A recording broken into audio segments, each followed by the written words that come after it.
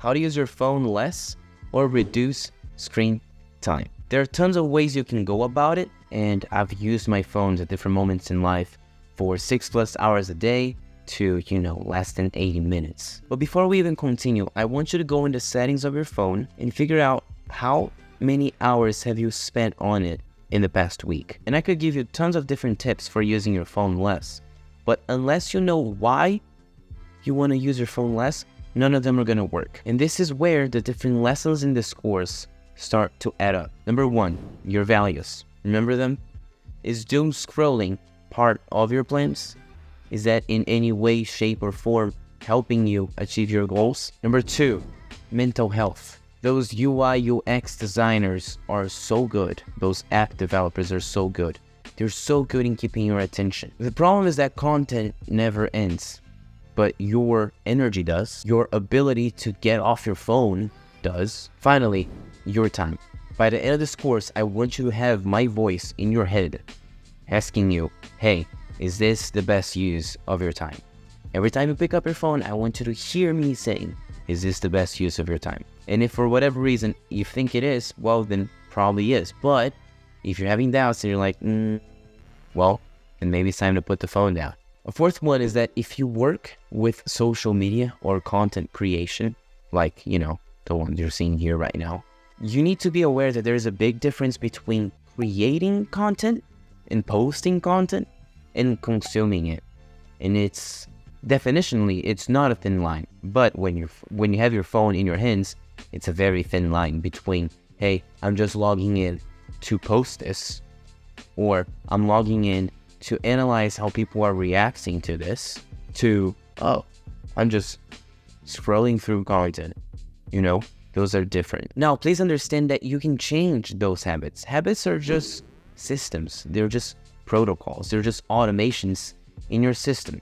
Think of this. You crave dopamine, your phone is right there, you doom scroll. And if you can mess around with those systems and change them for your benefit, well, then your habits are going to follow. I'm exaggerating so you can see how it works. But while we're talking about this, let me give you 2 recommendations. 1, Dopamine Nation by Anna Lemke, and 2, Atomic Habits by James Clear. Now, here are some tools, tips, and strategies for you to reduce your screen time. 1, leave your phone in a different room. It's kind of the out of sight, out of mind idea, but it's amazing how you forget about your phone when it's out of reach. In fact, it was exactly what I used to script this video right here. Number 2, time limits. Usually your phone and or the app or a combination of both have time limits inputted in them.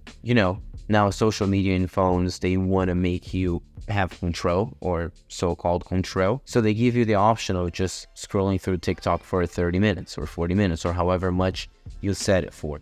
Even if you don't stick to them, as long as you're aware of your habits, that's already going to help you. So set 30 minutes for app A, 30 minutes for app B, and try to stick to that.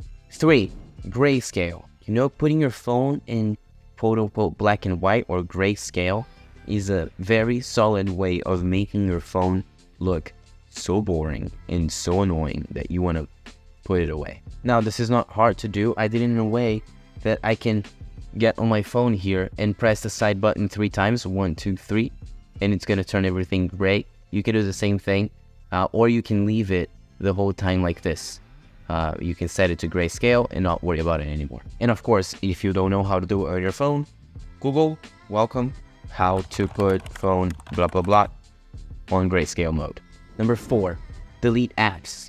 I know people judge me the whole time for this, and it's, how do I put it? It's simple. If the app is not on your phone, it's like the out of sight, out of mind. If you really want to use that app, you're going to re-download it. Oh, but it's such a hassle to input the password and the login. Well, yes, that's the whole point. You're adding extra friction so you don't use your phone as much. So if you really want to use Instagram, well, you're going to download it again, and I have a timer. So you're just going to use the app for 30 minutes, and then you delete it again. Number 5, schedule times to use your phone. Yes, quite literally. Say you can only use your phone between 8 a.m. and 12 p.m. and then between 4 p.m. and 8 p.m. That's, by definition, is going to limit your screen time. Now, I haven't used this strategy, but I used the previous one with this one. So I would download Instagram and I was only allowed to use that between 7 or 8 p.m. That doesn't mean that I would use it for the whole hour, but I was only allowed to use it then. Number 6, don't disturb, focus mode, and so. Now you can put the extra important contacts in your favorites, so if they need to call you, they will bypass the focus mode and whatever other thing you're using so they can get a hold of you. Some professions may require you to, pick up the phone when someone's calling you, but some professions will allow you to do that. And if you can do it, you can turn on your airplane mode and forget the world. You can get to deep work, deep focus. And this is such a basic technique, but it helps you so much. There was a point in time that I would tell people that if they want to get a hold of me, they could text me, and whenever I was ready, I would respond. And if they had an emergency, they should call 911. I know. But hear me out. Here's the thing. I don't do that anymore, but I did it for a very long time, and it was very, very useful. Most emergencies in our world are perceived ones. They're not life and death situations. And if you are facing a life and death situation, 911 is way more helpful to you than I would ever be. Those emergencies that we're talking about, unless life and death, are usually, "Hey, I forgot to do something, can you pick it up for me?" They're not true actual emergencies. And once people understand that you don't pick up the phone that way, they need to text you in advance, people won't reach out for those emergencies. And then out of nowhere, you don't have emergencies. That was a strategy that throughout college helped me so much. And I was able to get most of my thesis done that way.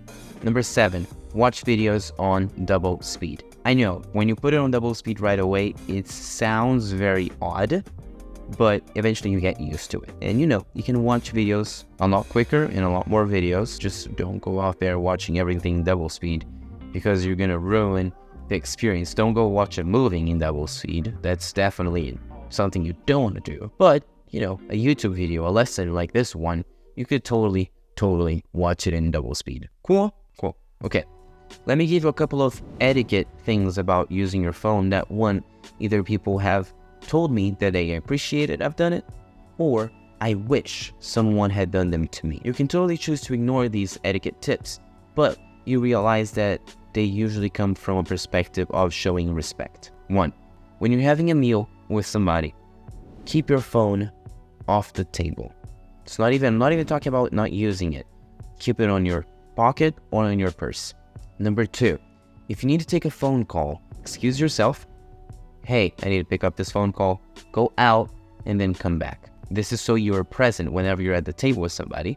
You're fully present. Number 3, if you need to answer a text, treat it like a call. Like, hey, sorry, I just got this text. I'm gonna go answer real quick and I'll be right back, okay? Now, let me tell you about light and dopamine. I've mentioned this podcast a couple times, and the tips that I'm about to give you come from this podcast. It's called the Huberman Lab, and I'm gonna link it below. This is a podcast in which Dr. Huberman, provides you science-based tools and protocols to optimize your life, be it from sleep and habits and motivation, productivity, and so. It's a truly insightful podcast. It is definitely one of my favorite podcasts out there. The episode that I'm linking below said a ton of things. So if you want to listen, go for it. But 3 things stood out the most to me. 1, dopamine is not about reward. Dopamine is our motivation. So if we take out our dopamine, we have no motivation to do anything. It's not like you don't want to get a reward. You just don't have any power or desire to get the reward. 2, using your phone between 10 p.m. and 4 a.m. deeply affects your dopamine system. 3, we should engage in an intermittent reward schedule for dopamine. What does that mean? It means that just the simple thought of receiving gratification might spike your dopamine levels. So, next time you expect that you may have a big win, or you have a big win, don't celebrate it. He gives an example that I may not recall it correctly, but it's some version of they got something published or they got a result in the lab that they're really hoping for. And his boss at the time, he said, "Oh, we should go celebrate." And she was like, "Well, maybe not this time." And then later in life, you realize that this was so they would keep their dopamine levels in check. So next time you get a win in life, well, skip it. And again, don't make it scheduled as in you know exactly when it's coming. Just make it kind of random. Just, I'm going to skip this one. Or like, oh, I'm not going to skip this one. Habits and dopamine are intrinsically tied. It's a very interesting topic, and I definitely think that you should go out there and learn more about them. So if you start with the books and the podcast that I gave you here that I linked below, I think you're going to have a solid foundation.